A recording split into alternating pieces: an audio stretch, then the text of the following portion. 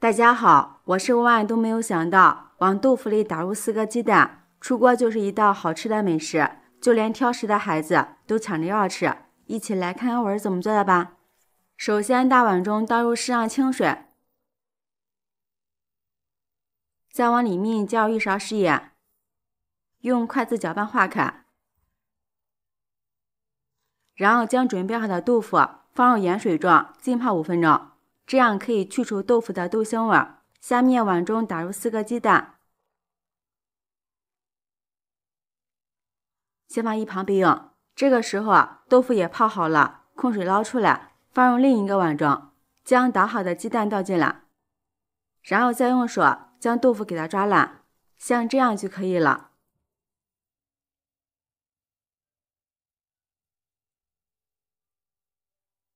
抓好之后，往里面加入少许的食盐，一点胡椒粉入个底味，用筷子给它搅拌均匀。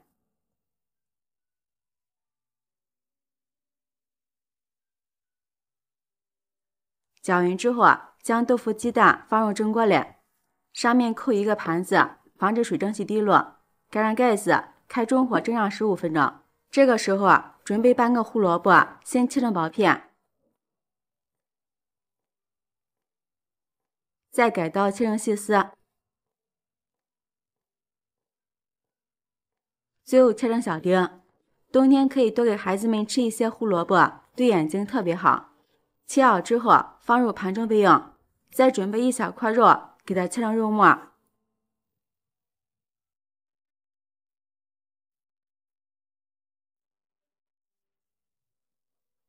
切好之后放入盘中，再准备一些小葱，从中间对半切开，将葱白切碎，再将葱叶切成葱花，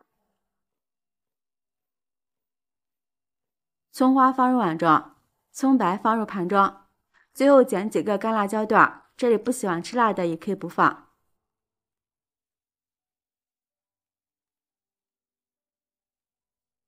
下面将肉末炒一下，锅中倒入少许的食用油，油热之后将切好的肉末倒进来翻炒均匀，给它炒出肉香味。这里记住炒的时间不要太长，炒出肉末微发白就可以了。然后将切好的葱花、干辣椒段加进来，再放入1勺豆瓣酱，炒出红油。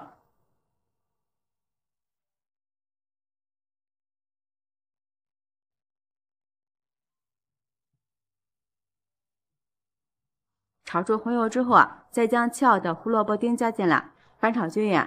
朋友们，视频看到这儿了，如果觉得我的视频对你有帮助的话，请用您发财的小手给我点个赞吧。制作视频不易，您的每一个留言和每一个点赞都是我强劲的动力，感谢您的支持。炒至胡萝卜丁微断生之后，下面调一下味儿，往里面加入1勺生抽，少许的老抽上色，1勺蚝油，翻炒均匀。等酱香味都释放出来以后，接着倒入少许的水淀粉勾芡一下，这样可以使这道菜更加滑嫩。像这样就可以了。将炒好的肉末均匀地淋在豆腐鸡蛋上，哇，闻着好香呀！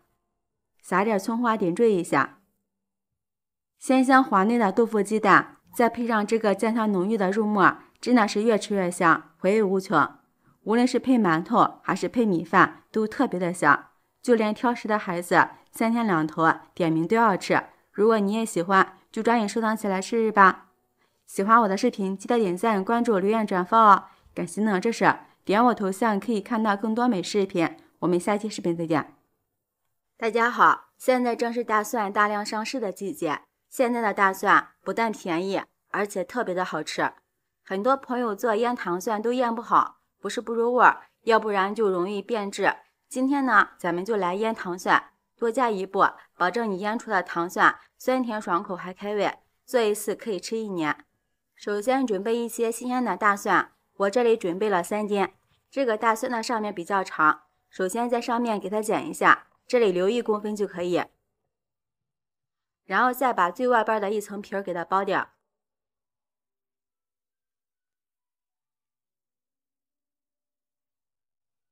蒜全部处理好之后，放入大碗中，往里面加入2勺食盐，这里放食盐的目的主要是给它消毒杀菌，然后再倒入适量的纯净水。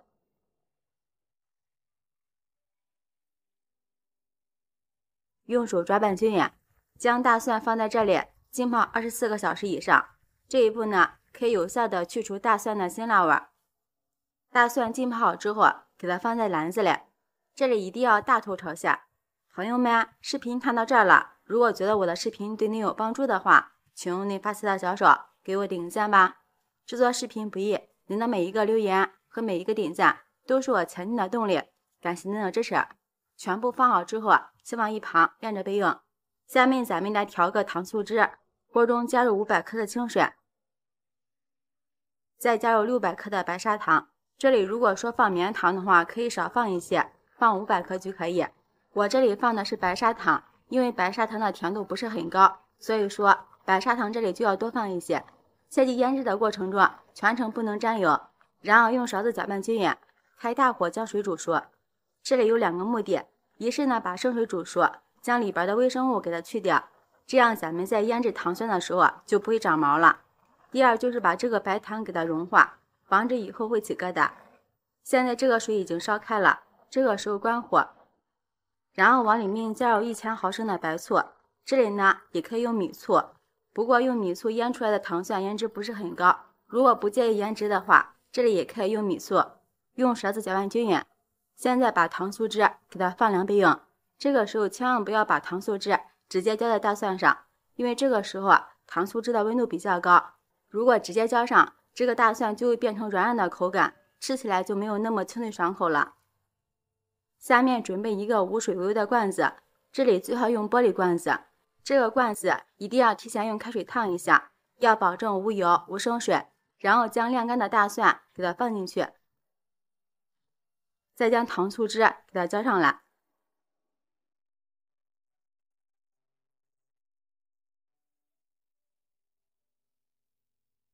最后再加入1小瓶盖的白酒，这样可以防止大蒜变质，杀菌增香，还可以加快大蒜入味的速度。然后盖上盖子，放到阴凉的地方，大约放个20多天就可以食用了。不过这里腌的时间越长，味道越好。很多朋友也会腌制3个月以上吃。这里要注意，千万不要放到冰箱里边冷藏，否则这个大蒜容易变绿。所以说腌糖蒜一定要放到室外，这样腌出的糖蒜颜值高，口感也好。喜欢的朋友就抓紧收藏起来试试吧。